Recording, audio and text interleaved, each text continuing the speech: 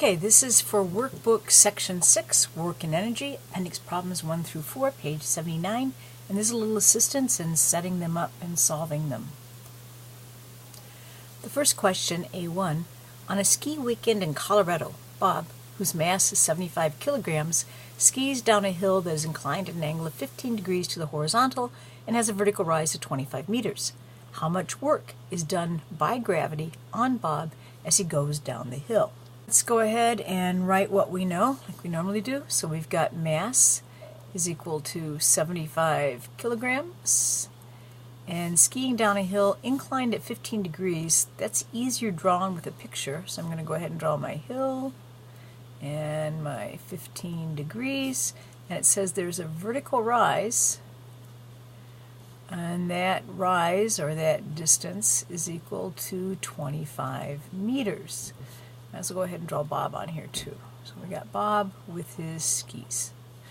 Okay, now it says how much work. So we're hunting for work. So work is our unknown, but specifically it says work done by gravity. So we know the formula for work is work equals force times distance and a cosine theta. Done by gravity, though, what they're implying there is we're talking about the force of gravity here. So here we're going to have the force of gravity. And of course the force of gravity is simply mass times little g.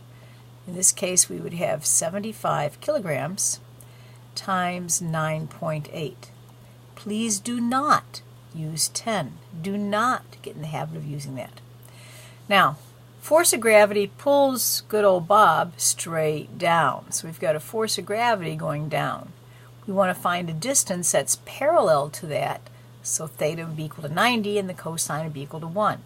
And of course, when we draw it on the diagram, it's obvious that the distance parallel to that is the 25 meters.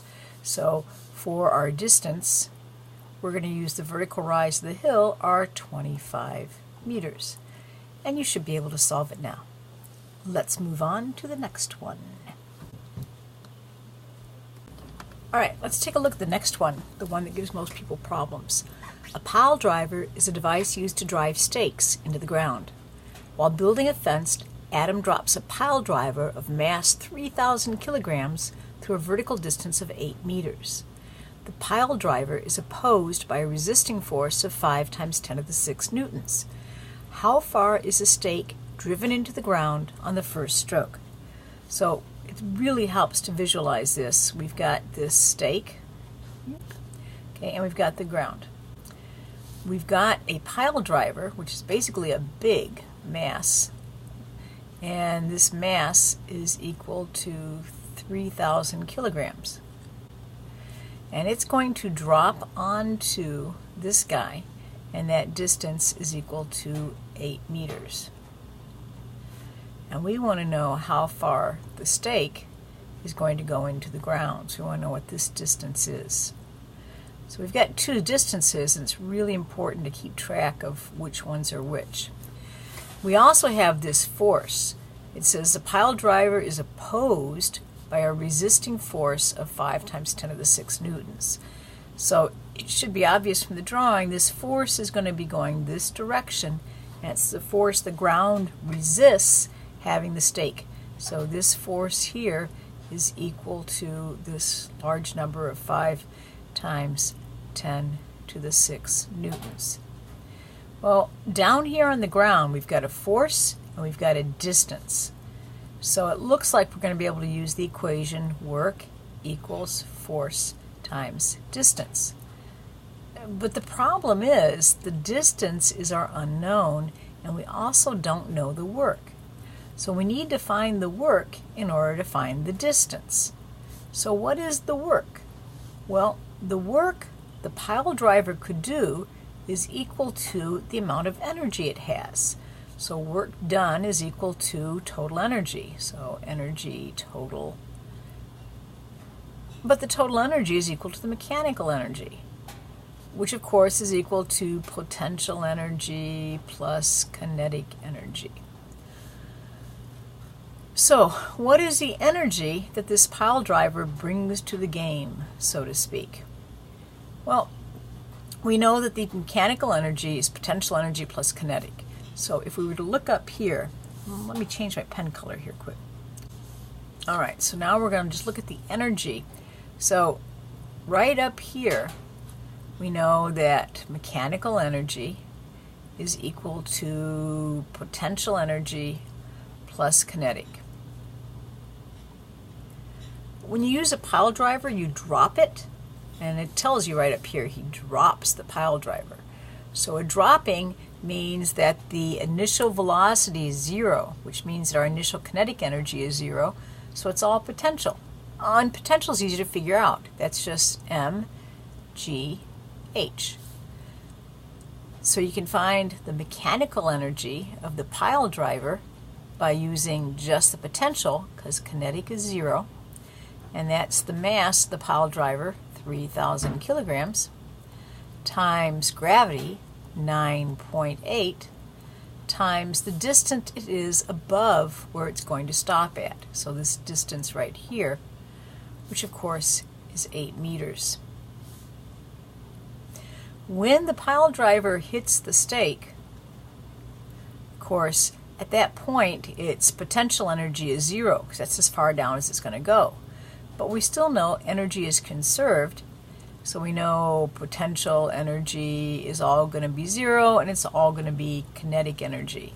So this is going to be 0. But what's really important is that the mechanical energy hasn't changed, and that energy is going to tell us how much work we can do. So this energy is the amount of work that the pile driver brings to the table.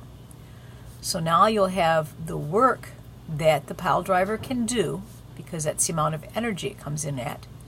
You have the force that the ground is going to resist the pile driver with, and you should be able to calculate out that distance then.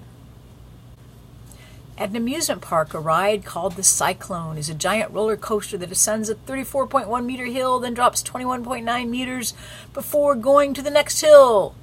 The train of cars has a mass of 4,727 kilograms. Let's see, we've got the first hill, 34, and the second, not hill, but dropping. So we're going to say we've got this big hill, and then we've got this drop for the second. And then we go on to the next hill. This big hill right here has a height of 34.1. So that's our distance. And then it says it drops, so the dropping, so it drops 21.9 meters. If it drops 21.9 meters, then this height here, so this is D1, this height at D2 would of course be equal to the height of the first hill, 34.1, minus the drop, 21.9. So we've got D2. Now first question is A, how much work is required to get the trains from the ground to the top? Well, work is of course equal to force times distance, cosine theta. And what are we working against? We're working against the force of gravity. And the force of gravity is straight down. So the height of the hill, the vertical height, and the force of gravity are parallel. That makes theta equal 90, which makes cosine of theta equal to 1, which is nice. So the work done is equal to the force of gravity times the height of that first hill. Force of gravity, of course, is the mass times little g, which is 4,727 kilograms times 9.8 meters per second squared. Please do not use 10. The height of the first hill is, of course, that first height, 34.1 meters. And with that, you can find the work. And then B, part B, is what power must be generated if the time is equal to 30 seconds. Well, for that, power is equal to work divided by time. So you're going to take you're going to take this work that you calculated over here, put it in here, and you're going to take this time and put it in right here, and that'll get you the power. Finally, letter C.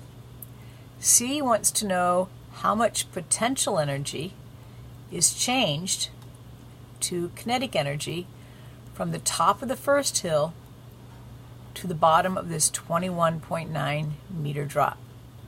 Well, for that one, we're just going to use the conservation of energy equation. We've got P1 plus KE1 equals PE2 plus KE2. They don't explicitly say it, but we can assume that the initial velocity is 0, and so this becomes 0. So we've got the mass, 4,727 kilograms, times little g, 9.8, do not use 10, times the height of the first hill, which is 34.1, plus 0, is equal to the potential energy at the second hill. So the potential energy at the second hill, we've got to look at this D2, which is the first hill minus the drop. So we're going to be taking 34.1 minus 21.9 times 9.8 times, put it in maybe over here, times 4,727, and then plus kinetic energy 2. So the amount that's converted to kinetic energy is going to be this PE1 that you're calculating minus PE2. And you should be able to figure that out now. Okay, let's look at the next one. A flea gains 1 times 10 to the minus 7th joules of potential energy jumping to a height of 0.3 meters from a dog's back. What is the mass of the flea? Well, let's see. We know we've got PE is equal to 1 times 10 to the minus 7th joules. We know the height is equal to 0.03 meters. We want to find the mass. Well, this is pretty straightforward. Potential energy is equal to mgh. You're just going to be plugging and chugging here. Please remember to use 9.8 for G. Do not use 10. And I think you should be able to solve that one. Thank you very much for your time.